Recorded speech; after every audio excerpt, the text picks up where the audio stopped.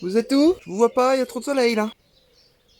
J'essaye, je vous jure, j'essaye de vous regarder droit dans les yeux, c'est très compliqué là. Si je ferme un œil, ça passe. On va faire ça comme ça. Comment? Ça va? Là, comme d'hab, hein. Tu connais, hein. L'énergie toujours présente. Alors aujourd'hui, quand j'aurai fini d'essuyer les larmes qui coulent sur mes yeux à cause du soleil, je pense que tout le monde est dans la même situation. Milieu du mois de mai, on commence à planter tout. Donc je vais vous épargner une vidéo plantation. On fera quand même une petite plantation en fin de vidéo, mais un truc insignifiant, on mettra des tomates, voilà. Alors vu qu'il fait super beau et super chaud, la preuve, j'ai mis un short. Et ben toi et moi, on va aller faire le petit tour du potager au mois de mai, comme d'habitude.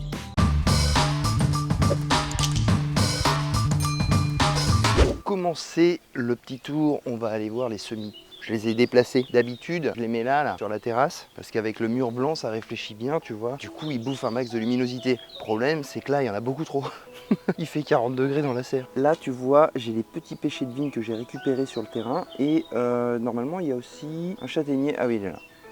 Petit châtaignier. Ceux-là, je les garde, ils vont aller sur le nouveau terrain. Là, un plant de poivron qui se fait défoncer la tranche par je ne sais quoi. On laisse faire, on verra bien. J'ai deux plants de Fidalis qui eux aussi se font défoncer la tronche par je ne sais pas quoi. Donc si vous avez des infos là-dessus, je suis preneur. Il n'y a rien sous les feuilles, c'est pas des limaces, ça c'est clair. Et puis en plus tu vois les feuilles là elles ont noirci. Je sais vraiment pas ce que c'est. T'as vu un peu la tronche? Je serais curieux de savoir ce que c'est. Ensuite tu vois, regarde, ils sont pas bien là, franchement. Ici du lin bleu. Le lin bleu ça va aller entre les pommes de terre, d'ailleurs il va être temps que j'aille les mettre. Ça va contrôler les dorifores, ça va éviter qu'ils y arrivent. Là, on a des tournesols. Ceux-là, ils sont pour ma maman. Ici, on a des alices jaunes. Très jolies, c'est des petites fleurs. Là, on a je ne sais pas quoi.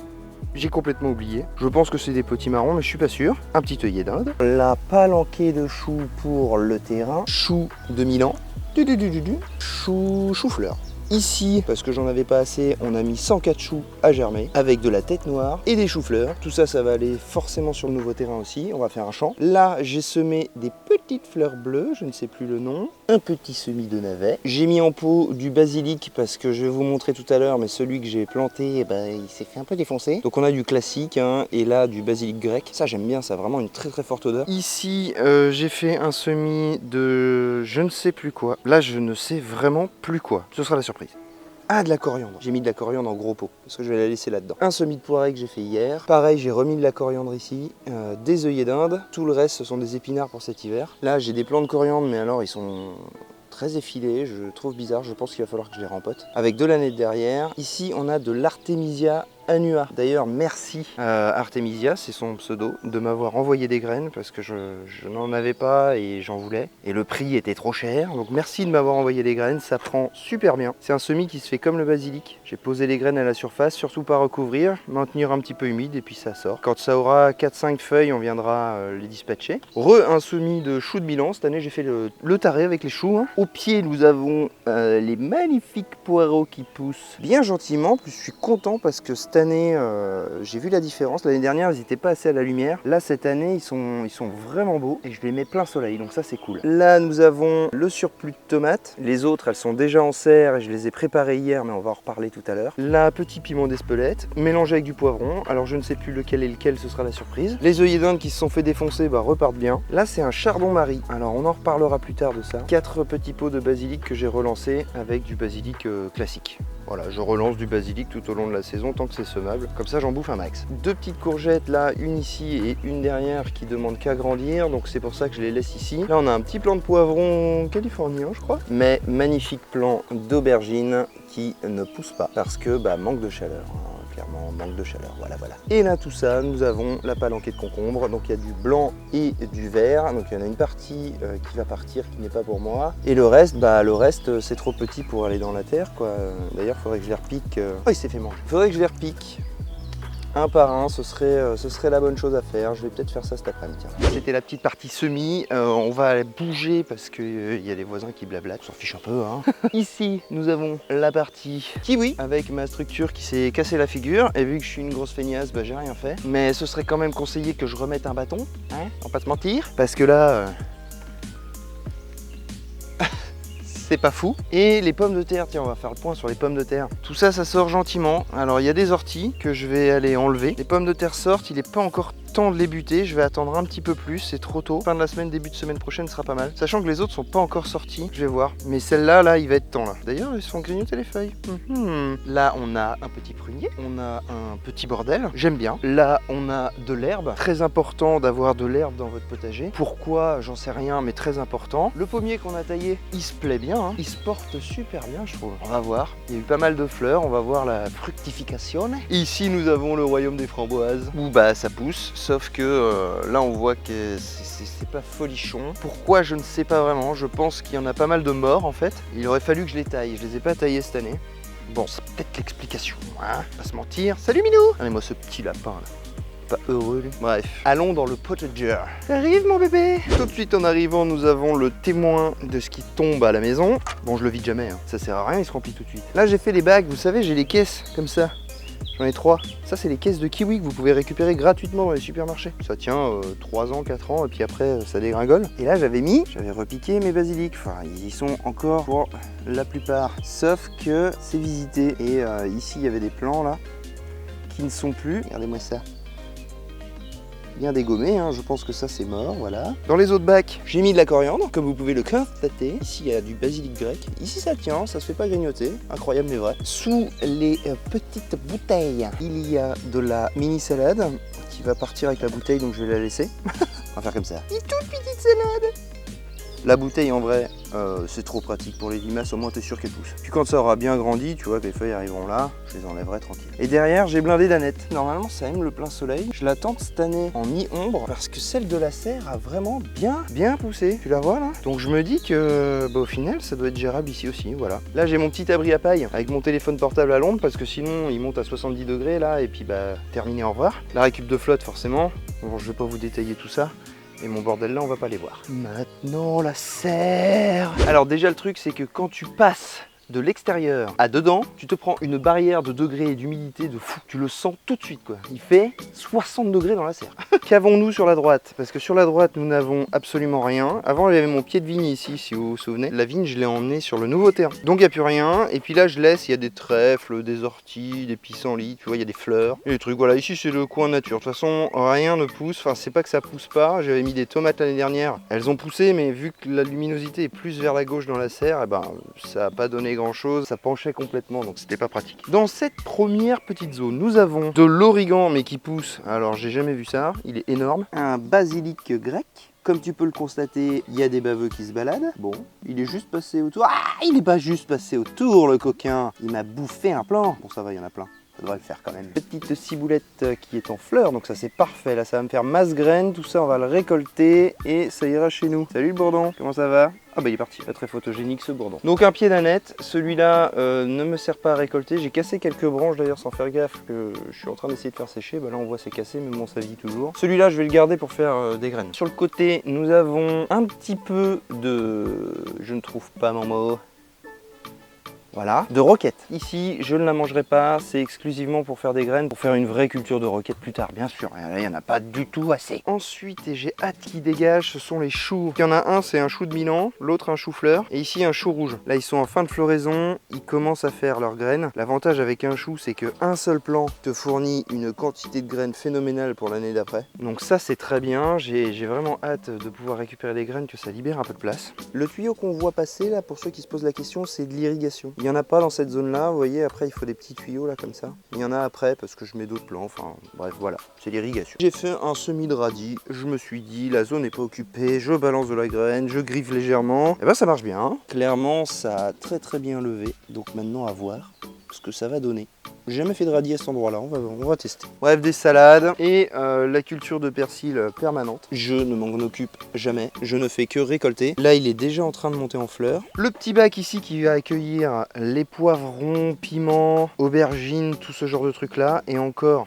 aubergines pas sûr. Si ça se trouve je vais même pas les mettre sous serre et aller les mettre sur le nouveau terrain, je sais pas. Un petit semis de radis, parce que les semis de radis il faut les faire tous les 15 jours, donc on le fait. Et là je tente un nouveau truc, on va voir si ça va marcher. J'essaye une marée verte de salade. J'ai semé de la graine à la volée, recouvert, j'arrose tous les jours pour maintenir une bonne humidité et puis On verra ce que ça va donner. Ce qui est intéressant, tu vois, c'est qu'il y a plein de petits plants de tomates qui poussent. Ce sont des semis spontanés de l'année dernière. Or, à cet emplacement-là, et on le voit, il y a encore des restes, il y avait les tomates cerises jaunes qui étaient vraiment excellentes. Je ne connais plus la variété, mais si je peux récolter des graines, eh ben c'est jackpot. Donc du coup je les laisse pousser et quand les premières tomates vont mûrir, je garderai juste un plant, juste pour faire des graines en gros. Un chou de l'année dernière qui a végété complet, qui a passé l'hiver comme ça, je le laisse, on verra ce que ça va donner. Un chou rouge pareil et un chou-fleur pareil. Ils me gênent pas, ils prennent peu de place. On verra ce que ça va donner, si ça se trouve ça va rien donner du tout. Hein. Et dans le pire des cas, de toute façon les feuilles partiront au lapin. Ici j'ai une lavande. Problème, c'est que tu vois, eh ben, ça tend vraiment vers la gauche, donc c'est galère pour passer. Mais bon je la laisse. Au plafond, mais ça on l'avait vu ensemble, la petite étagère anti-limaces. Honnêtement, ça marche d'enfer. Moi, je suis très content. Que du haricot. Hein. Là, il est semi en godet, maintenant c'est fini. Donc voilà, tu vois, il reste les petits haricots qui vont grandir. On leur laisse bien faire leur deuxième étage de feuilles avant d'aller les mettre au pied de la structure. Qu'est-ce que c'est que ça? Un reste à chou de graines sûrement. Et la zone de gauche, alors attends, je vais me mettre là, tu verras mieux. Donc du coup, la zone de droite, tu vois, on a préparé la pendaison et j'ai commencé à préparer les trous parce que mes dames attendent bien gentiment d'être plantées. Sur toute la zone, ça va être tomate. Je vais mettre 24 pieds de tomates ici. J'ai déjà mis des œillets d'Inde en place qui, étrangement, cette année, résistent plutôt pas mal. D'habitude, ils se font vraiment défoncer. Là, ça va.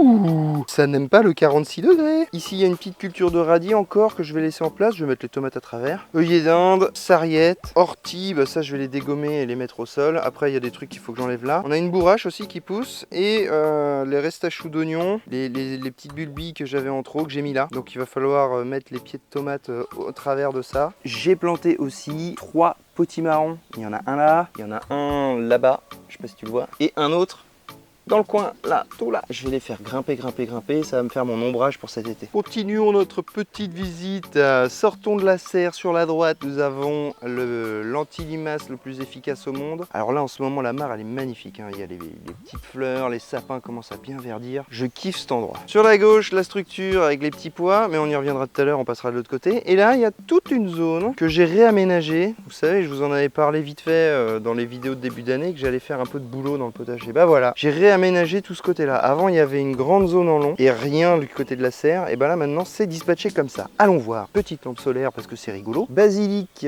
grec, ciboulette. J'ai mis des mini salades, elles sont toutes petites hein, mais elles se font pas bouffer pour l'instant, donc on verra. Bon, ici il y a beaucoup de fleurs, j'ai fait un bon semis de fleurs, donc il y a énormément de soucis qui sortent. Ici je sais pas encore ce que je vais mettre, à voir. Je pense que je vais tenter du concombre à l'extérieur. Ça risque d'être la zone concombre ici. On a des semis de panais spontanés de l'année dernière. Et ben regarde-moi ces monstres, c'est vraiment des monstres. Donc à voir ce que ça va produire. S'il faut, je récolterai que les graines, ça ne me dérange pas. De toute façon, les semis de panais, il y en a autre part. Encore des flowers. Ça, c'est la structure pour les capucines. Ce truc-là, hein, pas autre chose. Là, tu vois, au pied, si tu regardes bien, j'ai mis des capucines. Et je vais les faire grimper, je vais les attacher.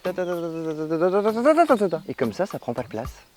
C'est parfait. Bon bah le romarin se porte très bien. Rien à dire quant à son sujet. Ici j'ai calé un peu de lin bleu quand même. Nous avons des soucis qui poussent de partout. Et les stars de la saison, les courgettes. Il n'y a que de la courgette jaune.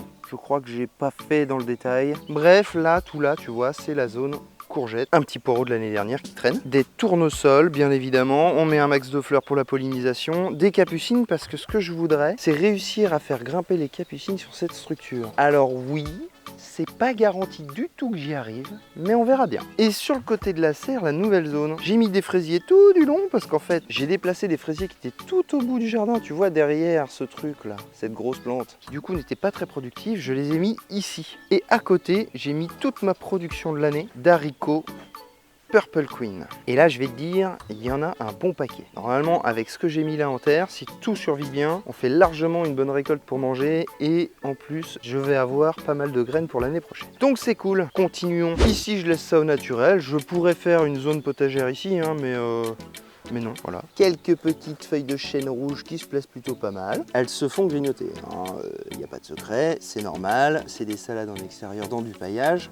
Faut pas rêver. Mais elles poussent quand même très bien. Alors on s'en fiche. Directement ici, il y a la structure pour les haricots. Alors il y en a déjà en place, tu vois là sur le côté, qui ont déjà commencé à attaquer le filet. Et sur toute la longueur là, je vais mettre ceux que tu as vus dans la serre, mais qui pour l'instant ne sont pas assez grands. Un romarin, encore un. Et les petits pois qui ici se plaisent à merveille. D'ailleurs il va falloir que je rehausse un peu la structure parce que là ils atteignent le bout, là c'est pas terrible. Voilà, ils ont de la place pour monter et ils vont monter. Là faut que je raccroche un truc et d'urgence. Petite zone de fraises des familles. Cette année je la teste en la paillant. D'habitude vous savez, là je laisse pousser l'herbe et c'est une forêt, on voit même pas les fraises. L'avantage de cette technique là, c'est que quand tu laisses pousser l'herbe, les oiseaux ne voient pas non plus les fraises, donc ils te les mangent pas. Là je teste avec un restaurant ciel ouvert. Alors les fraisiers s'éclatent, comme tu peux le voir, ça n'est pas en plein soleil, c'est en mi-ombre, grâce notamment à mon ami le pêcher. Les fraises, je le rappelle, sont une plante de sous-bois. Là, on a le tout petit potager de mon petit radis d'amour, avec une belle salade qui commence à monter en graines. Et sur le côté, les fraisiers personnels de monsieur, parce que oui,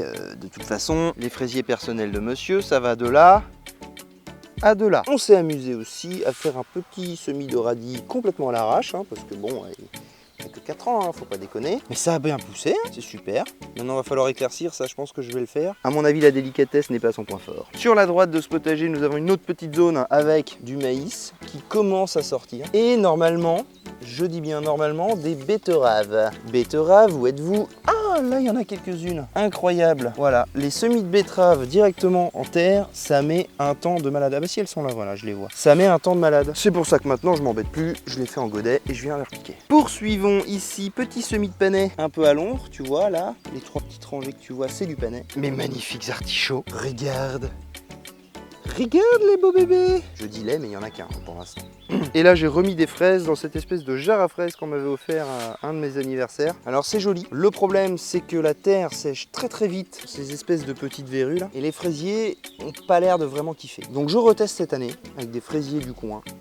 On verra bien, mais il faut penser à les arroser tout le temps, c'est un peu relou. Une petite sauge magnifique pour les fleurs. À la suite de ça, la culture d'oignons en mode bordel what the fuck, on s'en fiche. Entre mes rangées d'oignons, j'ai mis des petits plants d'épinards. Tu vois, là il y en a un, là il y en a un autre. Je n'ai pas désherbé, j'aurais peut-être dû. Là il y en a un autre. Alors ils sont pas en grande forme, hein. On n'est pas prêt de bouffer des épinards. Mais écoute, la zone vit, donc ça me va. Il y a juste un truc auquel il faut que je fasse attention, c'est ce genre de plantes là, tu vois. Hein. Tu sais, les plantes collantes, et ben ça, quand ça pousse, ça envahit de fou. Puis alors pour t'en démêler, bonjour. Les petits pois, et ben grosse surprise, je pensais avoir mis des petits pois nains, et ben non. C'était malheureusement des pois grimpants, donc ils se sont gamellés la tronche avec le vent, tu peux le voir. J'avais mis des fils pour les contenir, donc normalement c'était bon. Hein. Et ben j'ai dû rajouter la structure en urgence parce que... voilà. J'ai essayé de démêler ça, impossible. Les branches ont cassé, etc. C'était impossible. Donc je les ai laissés comme ça, en me disant, bah de toute façon, perdu pour perdu, on verra bien ce que ça va donner. Et ils reprennent. Regarde, ils remontent d'eux-mêmes. Donc je vais essayer de les rebalancer à fond là-dedans, là, pour qu'ils s'accrochent. Puis on verra bien ce que ça va donner, quoi. Pour terminer cette petite visite guidée, eh bien la nouvelle zone. Alors ça, eh ben écoute, pas beaucoup de changements avec la vidéo de la semaine dernière, hein. Tu l'as vu, on l'a fait ensemble. Je crois que j'ai rajouté quelques haricots au passage. J'ai des nains cupidons, là, les petits haricots esselés que tu vois. Ça c'est très bien parce que comme je l'ai dit, ça fixe l'azote dans le sol, donc c'est cool. Et puis j'ai mis des petits pieds de tomates pour ceux qui n'ont pas vu la vidéo de la semaine dernière. Voilà, des mini pieds de tomates. Je sais très bien, normalement, faut pas les planter quand ils font cette taille là, hein. On va le voir juste après, les autres sont bien plus gros. Mais bon, c'était un surplus, je me suis dit qui ne tente rien à rien, on les fout et on verra bien. Et dans le fond, ce que tu peux apercevoir, il y a une rangée de haricots Purple Queen, comme ceux qui sont là-bas à côté de la serre. Et derrière, il y a des petits pois, qui eux par contre sont des pois nains. Voilà, petits pois qui ont été semés en même temps que ceux qui sont là-bas. Donc je suis certain que là, j'ai des pois nains 12 Provence et que là-bas, j'ai des pois grimpants dont je ne connais plus la marque. Et ici, nous avons notre petite mignonnerie adorable. Qu'est-ce que t'as grossi, toi? T'as bien grandi, mon coco, hein? Tu veux que je te ramène un pissenlit? Je vais voir si je trouve ça. Regardez-moi ça comme il est mignon tout plein. Ah, je le kiffe. Oui, tu dois avoir faim, t'essayes de grignoter les herbes. Je vais te chercher un truc. Voilà, petit habitacle temporaire pour ce petit lapin en attendant qu'on déménage sur le nouveau terrain. Donc il va passer au moins 3 mois là et après on ira lui faire un enclos complètement démesuré pour sa taille. Oh, qu'est-ce qu'il a bien grandi, c'est fou. Il était tout petit il y a pas si longtemps que ça. Excellent. Je me présente plus la star de ce potager, le bassin. Mais bordel, qu'est-ce que je le kiffe ce bassin. Je pense que c'est le truc de la maison dont je vais avoir vraiment le plus de mal à me séparer, c'est ce bassin. Et pour ceux qui se posent la question des pompes solaires, est-ce que c'est efficace? Alors, regarde le débit. Et là j'ai des pompes qui tournent sans dépenser d'électricité. Ah bah oui les cocottes, je vous ai pas présenté. J'arrive, soyez pas jalouses. Alors il y en a une qui est très douée pour faire des trous de fou. Pour la petite histoire de ces cocottes, je suis tombé sur une annonce sur le Bon Coin qui proposait une poule 8 balles, 3 poules 15 €. la logique n'est pas vraiment présente dans les prix. Mais bon, passons. Et quand je suis arrivé là-bas, sans mentir, hein, un poulailler qui faisait cette taille-là, il y avait à l'intérieur 150 poules minimum qui nageaient dans une boue comme ça de fientes et de pisse. C'était l'odeur. L'odeur qui se dégageait de là, j'ai mis 2 jours à plus sentir l'odeur quoi. Et les poules étaient toutes abîmées. Bah forcément 150 poules dans, allez il y a quoi 11 mètres carrés. Ah bah elles se défonçaient entre elles, il y en avait qui avaient presque plus de plumes, enfin c'était un supplice. Donc honnêtement quand j'ai vu ça je me suis dit attends non je les prends pas, je fais demi-tour. Et puis je me suis dit écoute je suis là, je vais en prendre 3, je vais choisir les plus belles parce que bah voilà quoi hein. Et au moins ça fera 3 poules de sauver de cet enfer quoi. C'était un enfer, j'ai hésité à prévenir je sais pas qui mais bon je voulais pas m'attirer de problème. Vu que je fais des vidéos avec toi tu vois bah mine de rien je suis facilement retrouvable donc je voulais pas d'ennui et voilà.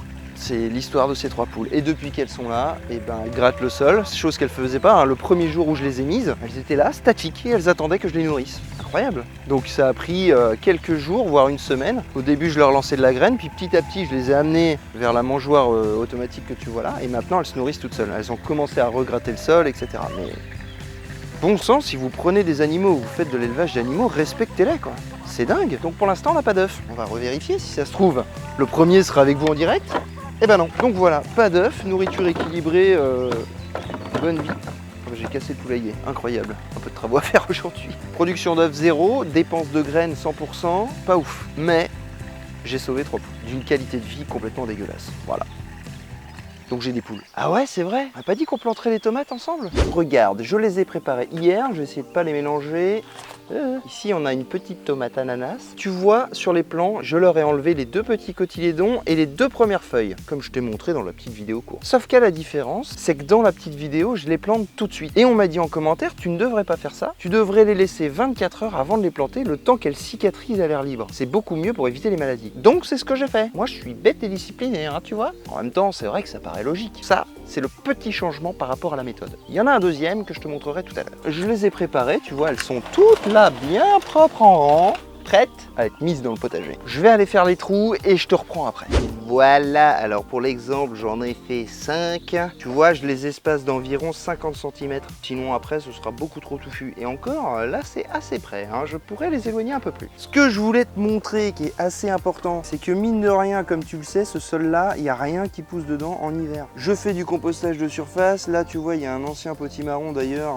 Peut-être que les graines vont regermer, je sais pas, on verra. Mais c'est surtout que le fait de faire ça, je laisse couvert. Regarde la qualité du sol, c'est humide. Hein. Il fait 46 degrés sous la serre, c'est humide. Donc là, c'est parfait. Je n'ai pas arrosé. Hein. Et ce sol est d'une qualité astronomique. Prenez soin de votre sol. Du coup, je viens récupérer mes tomates que j'ai préparées hier. On enlève le godet. Alors honnêtement, moi j'aime bien quand elles sont un peu plus grandes quand même. Mais là, il fait bien beau et bien chaud. J'ai vraiment envie de les mettre dans la terre. Puis je vais quand même pouvoir les enfoncer de ça. Ce qui est pas mal. Les racines ici, il faut juste venir défaire un peu le dessous. En fait, si je défais juste un petit peu les racines du dessous comme ça, c'est parce que celles-là, pour moi, sont les plus importantes. C'est celles qui vont aller en profondeur. Plus c'est profond, moins c'est sensible à la sécheresse. On met en place le plant de tomates bien comme il faut. Ce qui va vraiment être important, c'est que la tomate soit le plus profond possible dans le trou. Il faut que les racines soient vraiment profondes.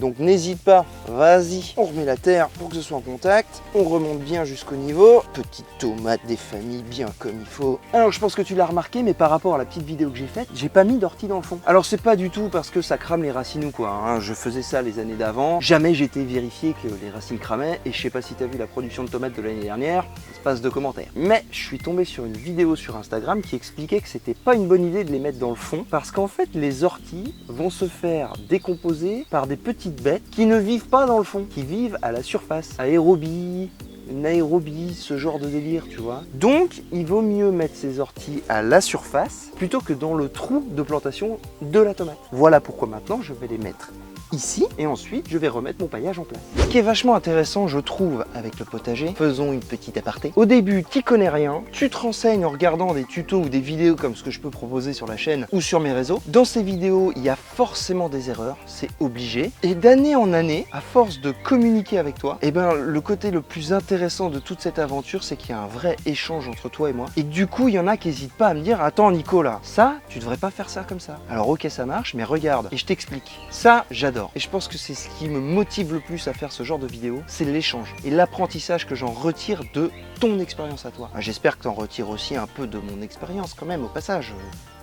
Bon, bref, en 4 ans, je n'ai pas planté de la même manière chaque année mes tomates. À chaque fois, ça a changé. Première année, je les ai mises à l'arrache sans les enfoncer. Bon bah j'ai bien vite vu qu'en 1 ou 2 journées de soleil, ça tirait un peu la gueule. Deuxième année, je les enfonce profond. Je commence à m'intéresser au système de racines de la tomate, tu vois. Troisième année, je vois qu'il faut mettre un peu d'ortie, ça peut être intéressant pour un apport, un machin, etc. Ou on m'a parlé aussi des coquilles d'œufs pour le manque en calcium quand tu vois que tes tomates ont le cul noir. Mes tomates l'année dernière dans les pots ont eu le cul noir, donc j'ai su pourquoi. Quatrième année, et ben j'en apprends encore un peu plus, et puis pouf, maintenant je sais que les orties c'est mieux à la surface pour que ça se décompose bien. Et ben petit à petit, on approche de l'excellence.